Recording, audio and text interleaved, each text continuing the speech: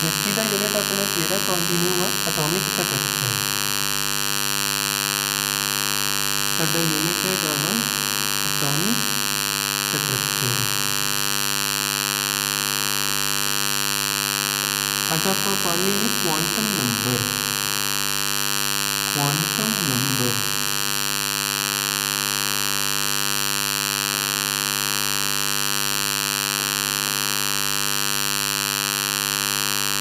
Quantum number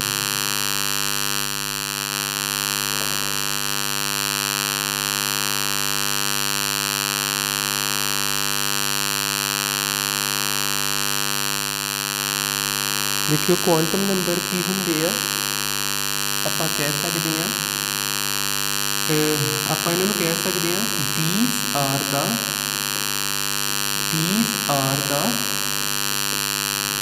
address of electron. These are the address of electron. जेकर आप electron तक पहुँचना ना तो सानू कौन पहुँचा सकते क्वांटम नंबर। एक हिसाब का ये एड्रैस ही होंदा इलैक्ट्रॉन का। इलैक्ट्रॉन तक पहुँचीदा किद्दां। देखो सब तो पहलों सानू पहुँचना पैंदा शैल तक। शैल तक शैल तो बाद सानू पहुँचना पैंदा वा सब शैल तक। सब शैल तक सब शैल तो बाद आप कित्थे पहुँचते हैं। पहलों शैल आ गया जिद्दां शैल हुंदा वा पहले वाला दूजे वाला तीजे वाला फिर सब शैल आ गया। सब शैल तो बाद ऑर्बिट तो बाद ऑर्बिटल मे बी ऑर्बिट जिहड़ा शैल ही है। एक सेकंड रुकियो बस।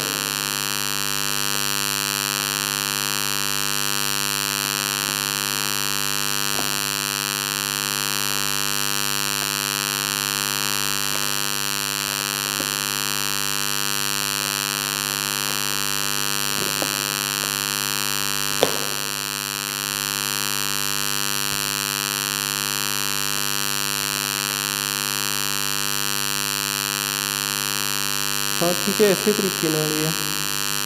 ठीक है देख लियो कि आप किद्दां पहुँचना हुंदा इलैक्ट्रॉन तक। एटम दे विच इलैक्ट्रॉन हुंदे ना। एटम तो बाद आउंदा शैल। शैल नूं आपां ऑर्बिट भी कहीदा। शैल तो बाद आउंदा सब शैल आऊगा। सब शैल तो बाद आउंदा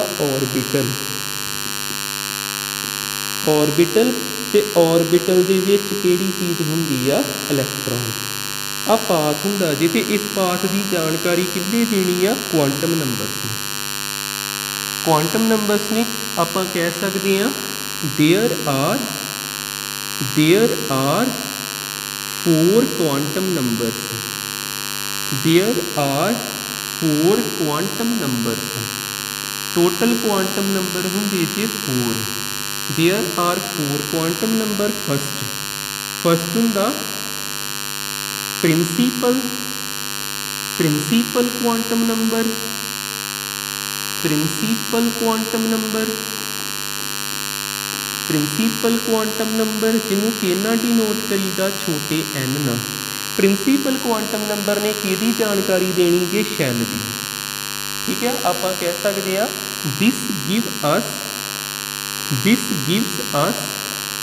the information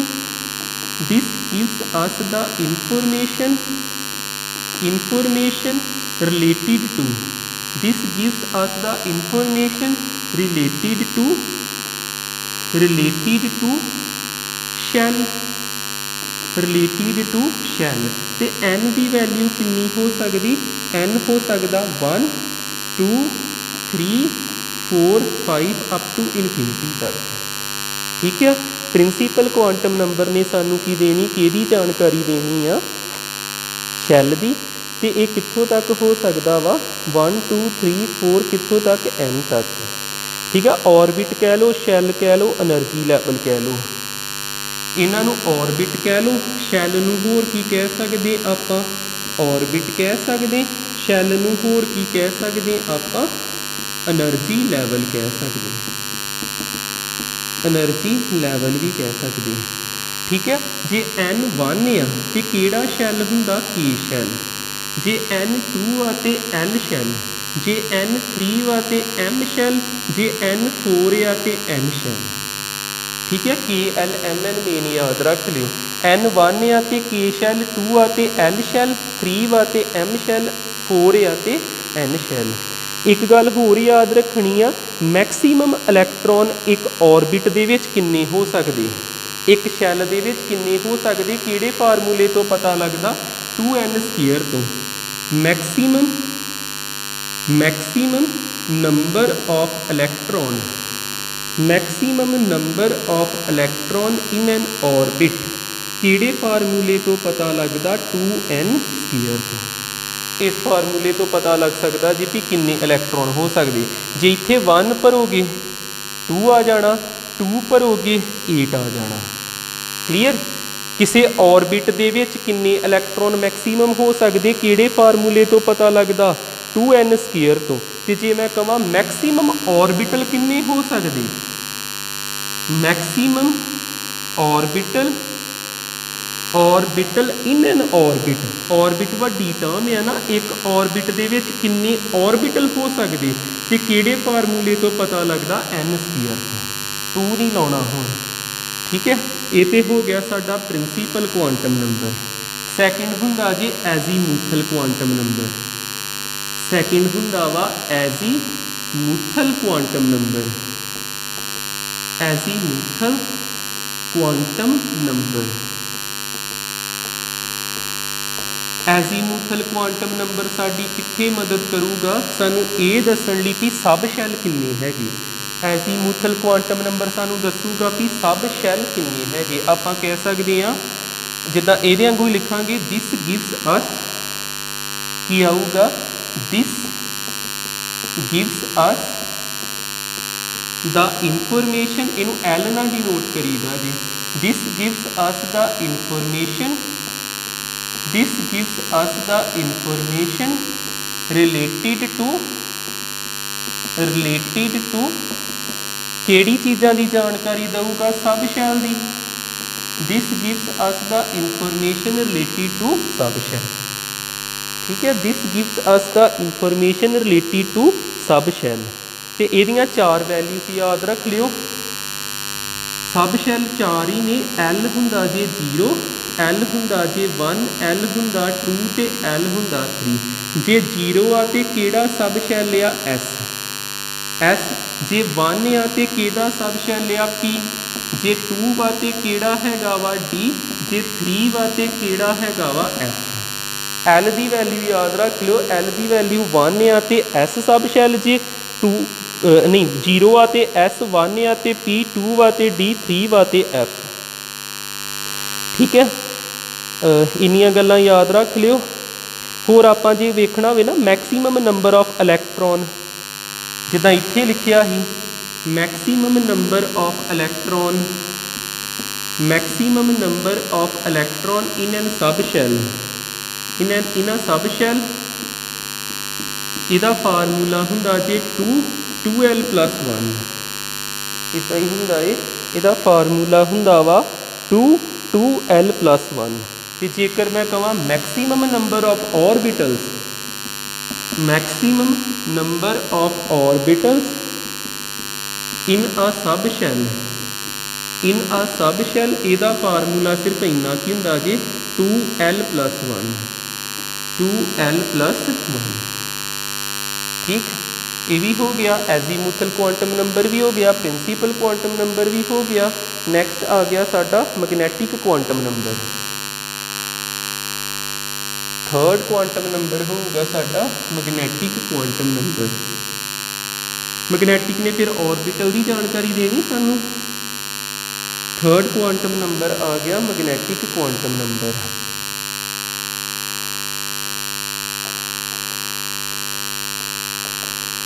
मैग्नैटिक quantum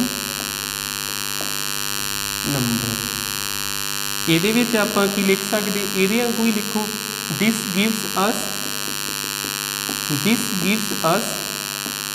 the information related to orbitals।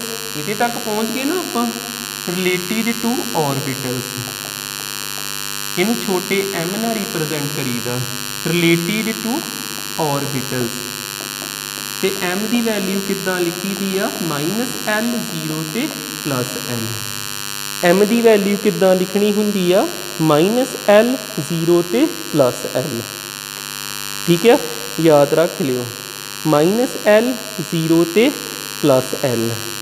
जिदा एग्जाम्पल दे दिना, एग्जाम्पल जेकर l हैगा 3 तो m किद्दां लिखना -l इस तरह आ -l हो गया, -3 तो पिछे नूं जाई जाना, फिर 0 फिर +l की होगा 1 2 ते 3 -3 तो +3 दे विच सारियां टर्म्स लिखनियां तो ये भी लिखने होंगे। क्लीयर। फोर्थ आ गया साडा स्पिन क्वांटम नंबर। फोर्थ साडा आ गया स्पिन क्वांटम नंबर। तो इन्हें किहदे बारे दसना जे इलैक्ट्रॉन किद्दां घूमदा पिया, क्लॉकवाइज के एंटी क्लॉकवाइज। एक की दसूगा this gives us the information, this gives us the information related to spin of electron. Related to orientation घूमना ही होंदा, ओरिएंटेशन लिख देना, related to orientation of electron, orientation of electron. ठीक है, जे ते इलैक्ट्रॉन घूमदा पिया क्लॉकवाइज तो तुसीं वैसे तो प्लस माइनस इहदा फिक्स नहीं है, इहदा एस सिंबल हुंदा जी, तो इहदी वैल्यू +- हुंदी। जे तो एक घूमदा पिया वा क्लॉकवाइज तुसीं +- लिख लो, वैसे कोई जरूरी नहीं है, जे +- क्लॉकली आ तो एंटी ली माइनस आ जाऊगा, एंटी क्लॉकवाइज घूमदा पिया तो माइनस आ जाऊगा, एस की आ जाऊगा -, तो जे क्लॉकली माइनस लिया तो एंटी ली प्लस लिख दे। ठीक है, ये साडा इत्थे क्वांटम नंबरस कंप्लीट होए। प्रॉब्लम होवे कोई पूछ लिओ।